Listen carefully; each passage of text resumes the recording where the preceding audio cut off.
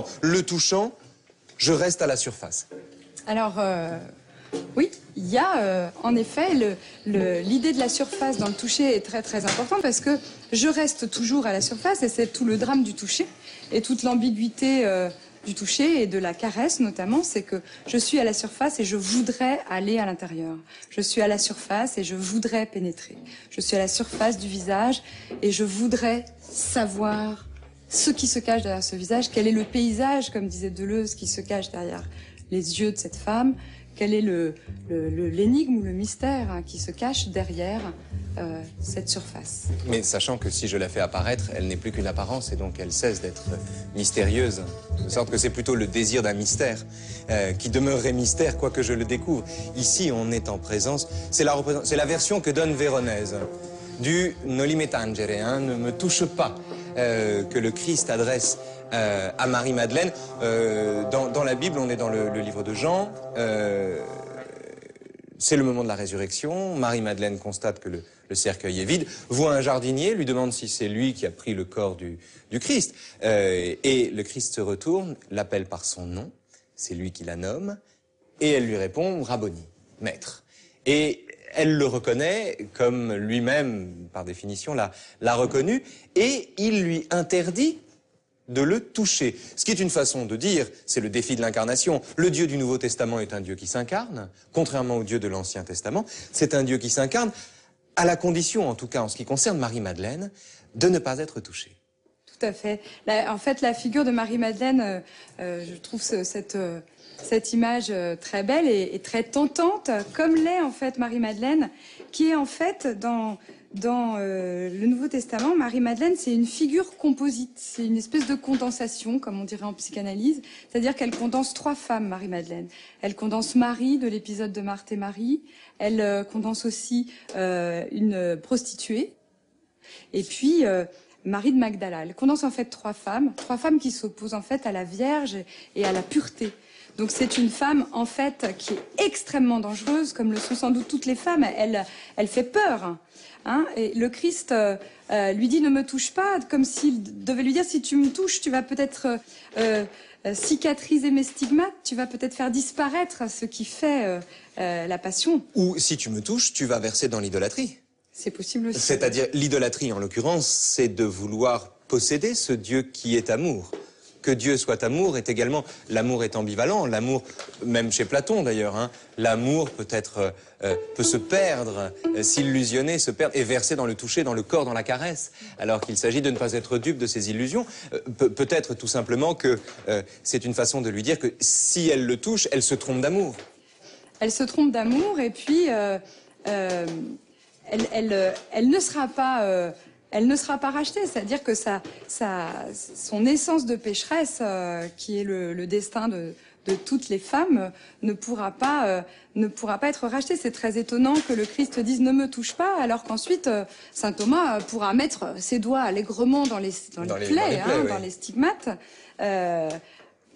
Marie-Madeleine n'a pas le droit, elle ne doit pas le faire pour surmonter en fait cette condition de tentatrice. Et de caresseuse. L'autre élément étonnant, c'est la proximité des mains qui ne se touchent pas, comme une figure de l'asymptote, où véritablement on se rapproche à l'infini de son but sans jamais l'atteindre.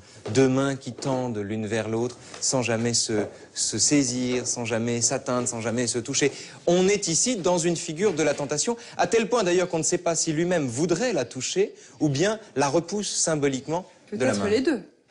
C'est-à-dire qu'à la fois, il la repousse et il voudrait la toucher. C'est précisément parce qu'il veut la toucher qu'il la repousse. On est ici au cœur de l'ambivalence, mais cette fois-ci, on a une version morale de l'ambivalence du toucher.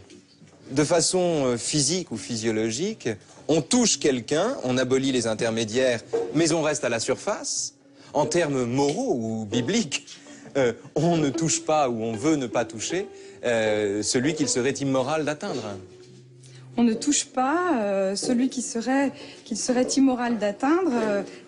En effet, le toucher manifeste une espèce de danger permanent, c'est-à-dire d'imminence toujours de quelque chose qui peut nous faire basculer vers le péché ou vers la violence.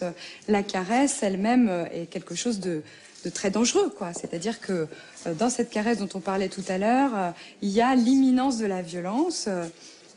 Choumi disait un coup de latte, un baiser. Ces deux choses-là sont extrêmement connexes, quoi. Il y a quelque chose de très proche. La caresse consiste à ne se saisir de rien, à solliciter ce qui s'échappe sans cesse de sa forme vers un avenir, jamais assez à venir, à solliciter ce qui se dérobe comme s'il n'était pas encore. Elle cherche, elle fouille. Ce n'est pas une intentionnalité de dévoilement, mais de recherche, marche à l'invisible. Dans un certain sens, elle exprime l'amour, mais souffre d'une incapacité de le dire. C'est Lévinas, c'est totalité et infini. C'est toujours extrêmement difficile à comprendre et très beau quand même. Très beau quand même. En même temps, il y a ce terme de souffrance dans la caresse. Tenez, on va aller vers la caresse, justement. Ce terme de souffrance dans la caresse renvoie aussi à quelque chose qui est de l'ordre du plaisir, hein, qui n'est pas très loin du plaisir, quoi. Est-ce que le plaisir de la caresse ne viendrait pas justement de cette souffrance qu'il y a à ne pas pouvoir rentrer dedans, à ne pas pouvoir pénétrer dans la peau d'autrui? Dans le geste de la caresse, ici, c'est Hiroshima, mon amour, c'est le film d'Alain Resnais. On a un homme qui enlace une femme et dont les mains épousent le corps de la femme et en même temps le contraignent d'une certaine manière par la caresse. La caresse est une pression de la main sur le corps, de sorte qu'on est à la fois évidemment dans un geste tendre, par conséquent on n'est pas dans un geste coercitif, on n'est pas dans une contrainte, on est dans une tendresse. Mais c'est une tendresse directrice. C'est quand même un homme qui enlace une femme et qui, avec ses mains, contraint, entre guillemets, son corps à prendre la forme ou la position qu'il voudrait voir. Tout à fait. Et en même temps, dans cette très belle image d'Hiroshima, il y a... on n'a pas le contre-champ, enfin. C'est-à-dire que c'est au début de ce film d'Alain Resnais, hein, il y a 4 fondus enchaînés, magnifiques, somptueux, dans lesquels on voit aussi les mains d'Emmanuel Riva qui, de l'autre côté du dos de cet homme, qu'on ne voit pas donc, s'agriffe, dit Marguerite Duras, qui a écrit la continuité du texte. Les mains d'Emmanuel Riva s'agriffent, dit-elle en faisant un néologisme, s'enfoncent dans la peau de l'homme et...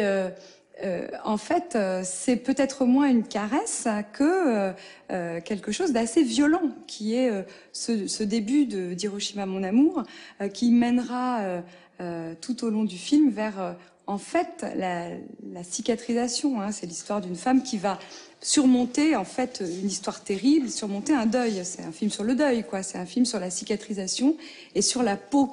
Et en fait, là encore, on ne peut pas s'empêcher d'avoir envie de toucher cette surface. C'est intéressant parce qu'on ne touche rien en touchant l'image. On touche rien en touchant l'image. Et pourtant, ce format magnifique fait que on voit la peau, on voit le grain de la peau de façon très, très belle. Et finalement, dans cette image d'Hiroshima, il y a peut-être tout est résumé, c'est-à-dire le problème du toucher qui est à la fois très proche et qui ne me donne rien en réalité, va déboucher sur la fin d'Hiroshima, mon amour, qui est la vision. C'est-à-dire que la vision, c'est le signe qu'on a surmonté la violence, l'imminence de la violence, la proximité, qu'on a posé des médiations. Voilà. On retrouve ici Merleau-Ponty, dont je n'ai pas là le visible et l'invisible, je l'ai laissé dans l'autre pièce, qui présente la vision comme un toucher, comme une façon d'être touché par les choses également, et de toucher les choses. Il envisage même la possibilité de voir les choses de l'intérieur. D'ailleurs, c'est quand même très intéressant chez Merleau-Ponty, parce que tout le propos de Merleau-Ponty, c'est de rencontrer le monde dont on fait partie, qui se sert du toucher, il se sert de la vision, et il a une prédilection pour la vision. Et en même temps, comme chez Descartes, et pourtant la vision est de tous les sens celui qui nous éloigne le plus du monde, qui nous met le plus en situation de sujet qui se représente les choses. Alors c'est intéressant parce que, il y a là encore, on retrouve cette figure de l'ambivalence. À la fois, chez Merleau-Ponty, il y a en effet une prédominance du modèle de la vision, comme chez Descartes, ce qui en fait quand même un post-cartésien, quoi qu'il en dise. Et en même temps, on a chez Merleau-Ponty cette figure cardinale du touchant-touché qu'on a vue et par laquelle on a commencé. C'est-à-dire que finalement, ce qui fait la singularité de la pensée de Merleau-Ponty, c'est ce touchant-touché. Et du coup, peut-être que le toucher l'emporte sur la vision, comme chez Diderot. Voilà ce qu'il dit. Puisque la vision est palpation par le regard, il faut qu'elle aussi s'inscrive dans l'ordre d'être qu'elle nous dévoile. Il faut que celui qui regarde ne soit pas lui-même étranger au monde qu'il regarde. Ce qui est une façon de prendre le contre-pied de la vision, de l'inscrire dans le toucher. Si je touche quelque chose, c'est que je fais partie du monde que je touche. Donc je suis sujet-objet, touché, touchant, j'appartiens au monde que je rencontre quand même, et il assigne à la vision la même fonction. Tout à fait. On peut dire peut-être que le toucher est vraiment le sens le plus élémentaire et qu'on ne réfléchit pas. Enfin, c'est vraiment un sens qu'on ne réfléchit pas, qui va de soi. On touche tout le temps, finalement. Et qu'au fond, le passage par la vision permet de mieux dire peut-être le toucher. C'est-à-dire qu'il faut peut-être justement cette médiation de la vision pour y revenir. On est parti du toucher, on est passé à la peinture, à la vision, à la question de la cécité, de l'aveugle qui en fait voit finalement. Hein. Et donc peut-être qu'on revient au toucher en ayant parcouru toutes ces étapes et donc avec un certain nombre de jalons qui nous ont permis de mieux penser le toucher qu'on ne réfléchit pas dans notre vie quotidienne. La suppression des médiations et le retour de la médiation comme condition du toucher. Voilà, peut-être. C'est une hypothèse. C'est une Mais hypothèse. en tout cas, en effet, il y a chez Merleau-Ponty une grande importance de ce, plus qu'il ne le reconnaîtrait lui-même sans doute, du toucher et qui lui permet de dépasser la philosophie classique. Voilà. Merci Clara. Merci. Et ce qui est beau là, c'est que, regarde, il dit, dès que je vois